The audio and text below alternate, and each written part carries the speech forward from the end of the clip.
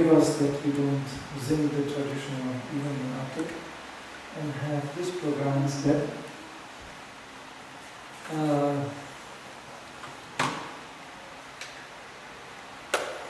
Of course, we could start again if you have some specific realizations or observations or questions regarding Srila Prabhupada and his personality.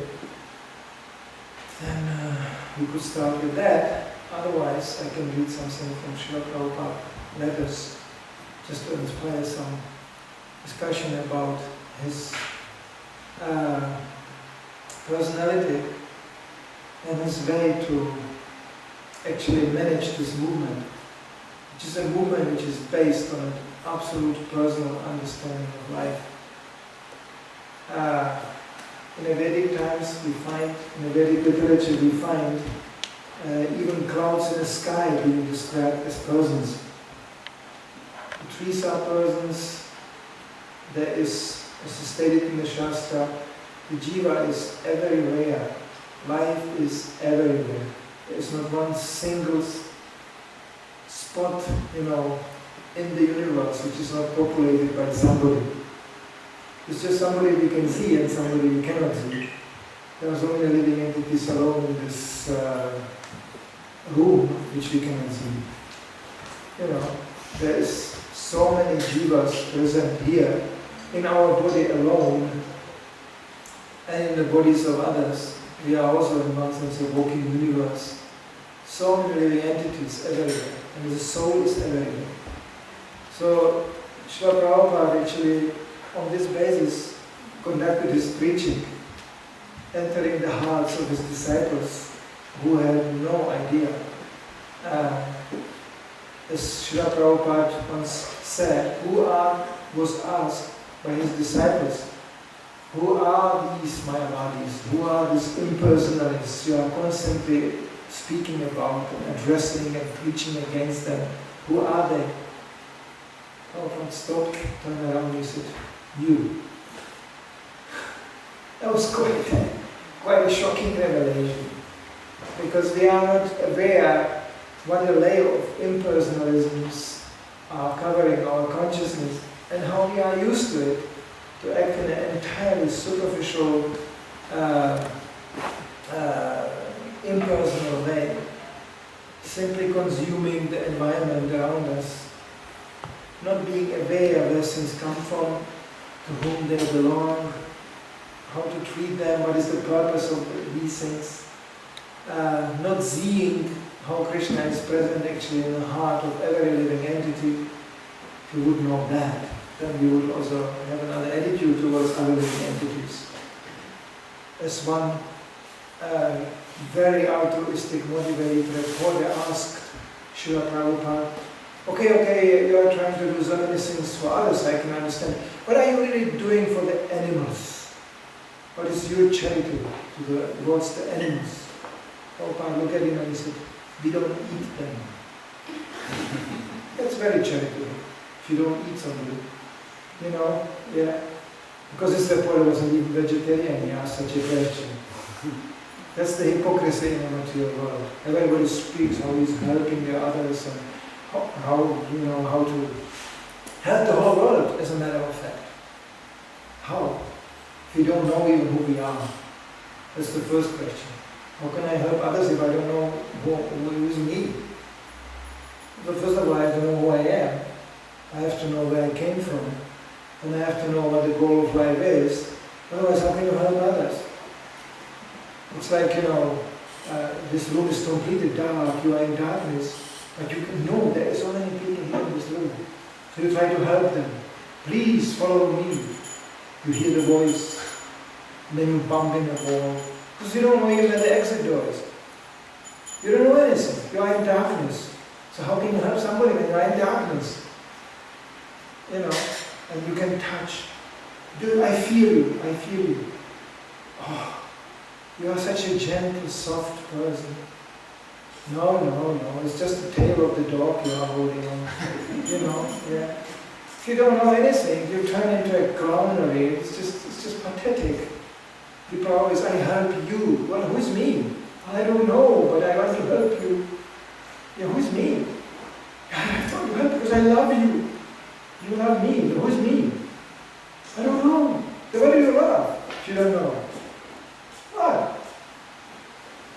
the ignorance, the Zuna ignorance. That was the amazing thing, what everybody experienced meeting Srila Prabhupada. He could really love, and he could really be compassionate because he knew who you are. The part of Krishna, spiritual soul. But Prabhupada was also totally, as today I just heard it, he said, understanding that we are not this body means also that we understand what kind of body we are not. Which includes also the proper treatment of the body. Why should we mistreat the body? We are not. Like somebody says, I am not this car.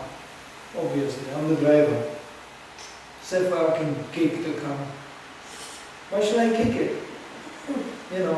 It's just a use. There's a use to it. There's a meaning to it. So Krishna conscious understanding automatically includes the care of the soul. That's the priority. And of course, if you want to function in this world, and you want to come to the point of active devotional service, well, probably you will do this with this body. So then why should you in the body you need for that active service? But the service doesn't depend really on the body, but the body is there, it could be used. Why not? We are using everything almost in Krishna's service. So why not the body? And this was the understanding Prabhupada piece by piece was bringing to this completely ignorant disciples. So there's letters for everything. Today I just went through a few letters, I can pick your letters. What I just said is all, easily documented. I can maybe pick up something so you don't think I'm just speculating something. Like example.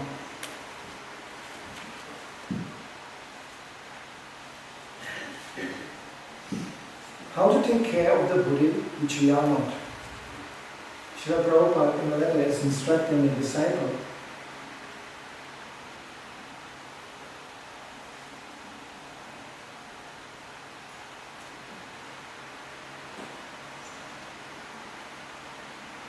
Regarding your question about maintaining your body nicely, I think that if you follow our regulation of diet, sufficient sleeping, and keep to the prescribed rules of cleanliness, 2 baths per day, then you will be able to keep yourself in a proper health. Of course, disease will always be there at some time while there is material body, but this we must tolerate and not be very much agitated by. Actually, the Vaishnava or devotee who knows that he is not this body, he does not therefore neglect his body, but he takes very nice care that he may utilize his body in the service of Krishna. Just like a man may know that he is not this car, so he does not therefore neglect his car, but he will take care of it, so it will be able to render service to him. So we must take sufficient care to provide our bodies with its demands, but when disease or other necessary inconveniences arrive, we do not become disturbed because such troubles are simply temporary manifestations. See, the Srila Prabhupada put everything in a proper perspective. Because there's always the extremes. Some people may fanatically assume we are not this body. So let's kill it. Let's kill even the bodies of others. We are not this body anyway. That's one form of fanaticism. And some people may also think, well, in a healthy body, only in a healthy body, a healthy soul can result. And they will completely focus on the bodily activities. So this is both extremes are necessary. Everything has its place, and Prabhupada very realistically also assumes it doesn't matter what you take care, you will get sick anyway, one way or another, in some form. Because this is this world we are living in. Birth, old age, death, and disease is going to be there, automatically. But why to make it worse? So this is the practical instructions Prabhupada disseminated through his letters. Personally. Just imagine, at that time, these letters were written, that's 1969. There's no internet, there is no mobile phone, there is just Srila Prabhupada traveling around this planet all the time, answering each single letter of his 4,000 disciples. How did this happen? You cannot technically imagine how could this be possible. His letters were following him up. He writes in one letter, where shall I send my answer? Where are you now? Because he didn't know how to represent the letter. It was all simple envelopes with postmarks on it flying around the globe. And still Prabhupada very consciously answered each single letter. I knew personally, if I will write a letter to Prabhupada, I will get an answer. Wherever he is, there is even a letter documenting it. I'm just looking.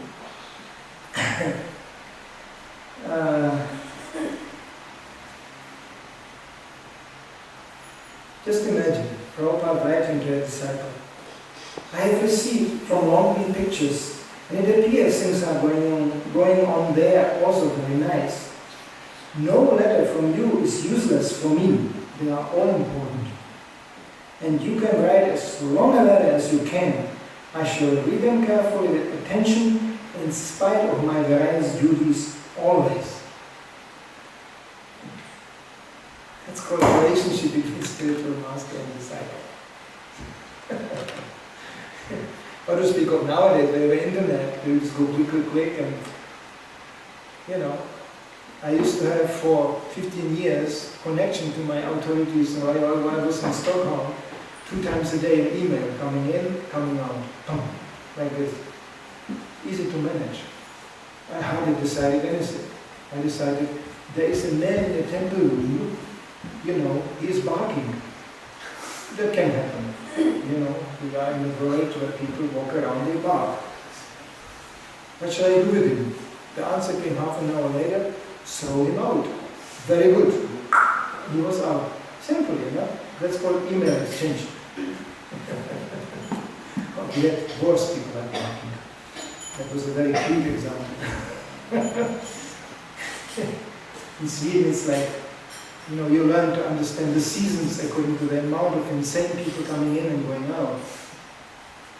It's like in a winter they have them all locked up, and through this dark, depressing times the psychiatric hospitals are filling up. And so much that in the springtime they have no more place. So as soon as it gets warm, they release them all into the streets. And sure enough, a great deal of them finds its way into the Hare Krishna and talk. So, so it may sound strange for people who are normal, but this is an institution which is taking care of a huge amount of very, very abnormal people. It's my father who doesn't understand one thing about the philosophy. He tells me, I understand, you are trying to help everybody. Yes, Prabhupada was also very conscious about that. He said, we try to help introducing everybody to Krishna, and practically spoken, this movement can produce many wonders, amazing things. Prabhupada himself did that. He took people who were entirely intoxicated, completely confused, mentally deranged. If you hear the first recordings of Srila Prabhupada's kirtans, chanting with his first followers, it sounds like from hell. There's people yelling in the kirtans, screaming, sometimes Prabhupada goes, in between the chant he goes, sit down. Because somebody again, everybody knew the very, very popular substance called LSD. So, so this is heavy, heavy drugs. People going crazy in the midst of chanting.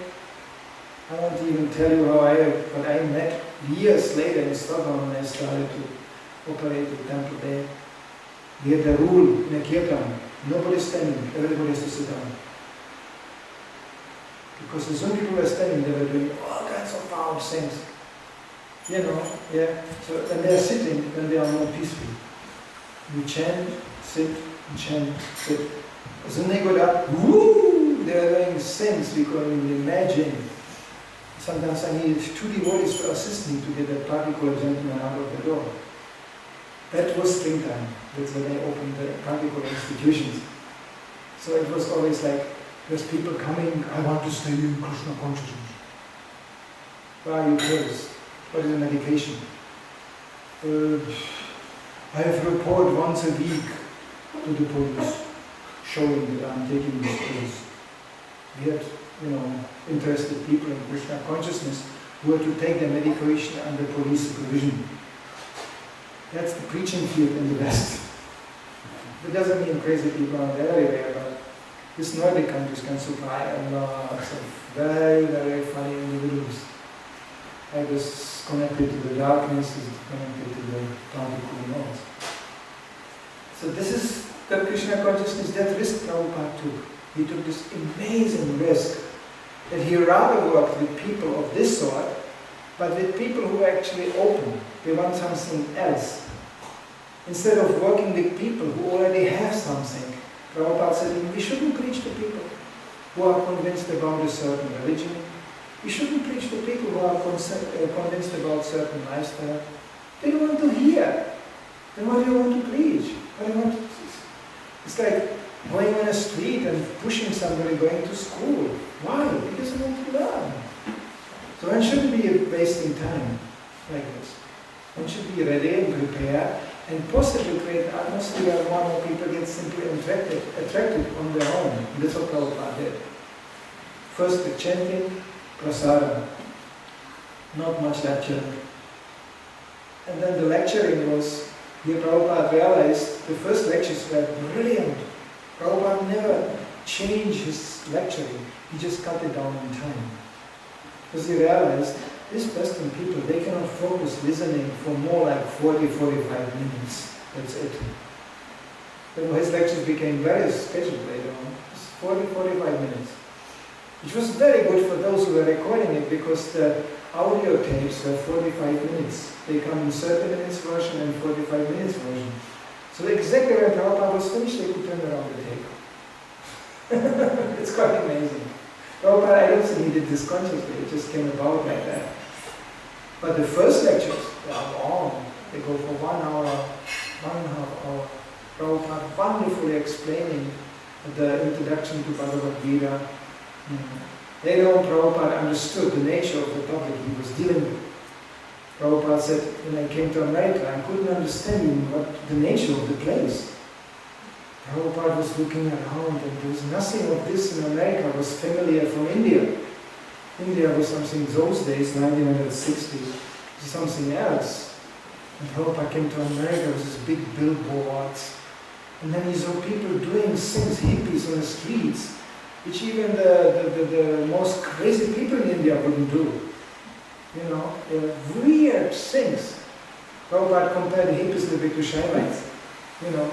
They just, actually the street Shaivites, those they worship Shiva. Actually they don't, there's different, there's kind of very established, bona fide worshippers of Lord Shiva. And then there is those who imitate the Shaivites, they just cover themselves with ashes and there's some trident and they sleep on the street and beg for some donation. But actually there's no really serious intention behind it also. But Prabhupada compared hippies like that. He said they also lie on the street covered with dirt and they just live from whatever penny comes in. That's all. And they're intoxicated. It's very important. Yeah. So this is Prabhupada is comparative studies. He didn't know who are even these people. He never saw a hippie before. When the reporter asked him, Swamiji, what is actually in your definition a hippie? Because Hare Krishna movement was known as the hippie movement. Prabhupada said, no, we are not the hippie movement. Actually, we don't like hippies, we like the happies. And then Prabhupada introduced these people who, except maybe being vegetarian, were living exactly against all the principles we follow. Gambling, intoxication, and unrestricted sex life. That's what the hippie life was about. Yeah? And Prabhupada said, now we're going to stop the whole thing. We will chant Hare Krishna. And we don't do this anymore. Sometimes he even initiated devotees, and after the initiation he told them what they actually did. That was really shocking. What? And this kind of mingling and this kind of thing. Prabhupada went so far that he did what no sannyasi before did in the history of Vaishnavism. He married his disciples. He arranged marriages which sannyasi has nothing to do with. He's not supposed to do this. This is supposed to be done by family priests and arranged by relatives or in assistance of the villagers or whatever it is. Sannyasi, Prabhupada describes, he's a socially dead person. He's not related to the social beings in society. Prabhupada had to do that. Because this wild bunch of hippies, sitting on top of each other and doing anything you can imagine, Prabhupada said, we are becoming like a laughing stock of society, people. People will say, what is this? What are you preaching? You live like monkeys, and you are preaching human life. So Prabhupada actually gave it a form himself by arranging marriages. Just listen to this letter. This is written to a devotee who later on became not only a prominent sannyasi, ISKCON, but one of the ISKCON gurus.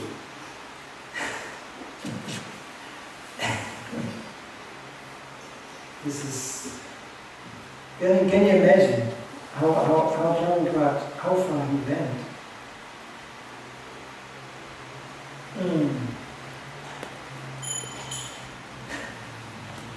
This is coming up in a time where the first of his disciples were getting married, consequently also getting children, which in my generation of devotees was not identical. For Indians, it's absolutely inconceivable. You get married, you have children. And the ISKCON I grew up at was, you get married when you preach together, living practically like sannyasis, and that's it.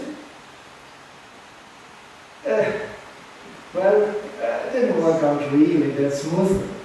But I lived like this for 14 years with my wife, and I have no complaint. Because Western ladies also can handle this more. In Indian ladies, it's out of question. It doesn't work. Married, so there's the child. But Prabhupada was not something. He was not no children, no family, just Krishna. This kind of people picture him like this sometimes. Fanatic, celibacy. This is always what they picture a monk to be. No. Prabhupada and Zofa, finding out that one of his disciples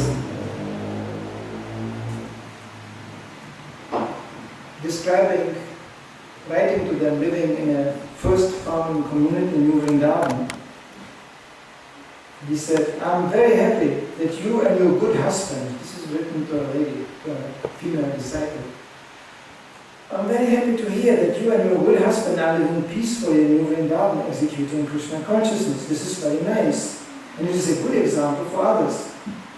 In the Western countries, there is practically no real family life, and we have to show a good example of Krishna conscious family life, and others will be attracted to follow your example. This is my idea. I understand that you are now expecting a nice child for raising in Krishna consciousness. In this connection, Prabhupada starts. I don't know even today many spiritual masters who go that far to instruct their disciples about pregnancy. Prabhupada made is practical. In this connection, you should avoid any spicy foods so long the child is within the womb. So far, the soya sauce, I have no personal experience with it. I understand soya beans are nice, but I do not know about this soya sauce. So far, natural childbirth is concerned, natural delivery is possible if we keep ourselves natural. And so far I know a pregnant woman should not eat any pungent foodstuffs, she should not move in cars, and she should not sit idly. Means she should actually move, work. She should move and do some physical work. These are the general rules and regulations I have seen in India, and they have a natural delivery. This is how Prabhupada got involved with his disciples, just to show you. This is somebody who actually was not clearly defined. It's not a goal of Krishna consciousness to be nicely pregnant. The goal of Krishna consciousness is to go back to God and finally leave this world. But while we are living here, let's get practical. Let's get our life in shape in such a way so we can peacefully conduct Krishna consciousness. That's the idea. He goes in. This is Prabhupada Krishna Maharaj later on. Obviously, during his time, he was actually even seeking a wife. Not as a sannyasi, but that's how he was joining. He was actually Indian. And Prabhupada dealt with Indians differently, understanding all the culture background they come from. In this way, every Indian is far ahead of us Westerners, because they already have a culture frame they can relate to. Here in the West, what? Girls running around, boys running around, and getting intoxicated. Parents are also intoxicated. But, what? The word zoo would be very, very offensive, to the zoo. Because in zoos, things are very orderly. This is out of the zoo. So, he writes to this devotee, I'm very glad that you are thinking of getting married. Why don't you marry one Krishna conscious girl? I think instead of going to India, you should find out some Krishna conscious girl either in America or Canada. We have got so many nice girls in Krishna consciousness, and she will help you in your further advancement. You are already accustomed to the climate in this part of the world, because he was an Indian, and you got a nice job. Therefore, I would recommend you to get married here. Lord Ramachandra once said that a wife can be found in every country. Deshe deshe kalatrani. Deshe deshe means in every country, and kalatrani means wives. So, all the Kshatriyas married in different countries. Of course, you are not expected to make different wives in different countries, but it doesn't hamper. But having one wife in one country, that doesn't hamper. Can you imagine how Prabhupada was concerned about disciples? That was obviously in a stage of development of his disciple, who later on, in the same way, was recommended by Prabhupada to take sannyas. But that was already at the time, obviously, when he was, as an Indian, joining this movement. So Prabhupada wanted to accommodate him in the best way possible, so he can continue his Krishna consciousness. That was always the idea. Not how to get really married, not how really become pregnant, but how to continue peaceful in Krishna consciousness, as Prabhupada used the word gradually, means step by step. It's what we are doing actually when somebody joins this movement. He gets first the full doses. It's like the full program. Hello. Depends also how he is joining this movement. If somebody joins this movement, he has a family already with children. And I tell you, I experienced what that means when this is not understood. And you preach to that person, give up everything. Your wife, illusion. Your children, illusion. Surrender to Krishna, fully. I saw in the Eastern countries where Krishna consciousness started much later, I saw what such a preaching can accomplish. I remember one very nice devotee actually. He joined this movement late. He was already over 40 years old. And he was preached to by young boys who obviously had no experience of this kind of lifestyle whatsoever. What? You are sitting here. You have your job. He was an insurance salesman. And you are sitting here with your family and with your wife, and she's an illusion, and give it up. And he took it very seriously. He went to India. He bought himself a big belt, dhoti and kurta.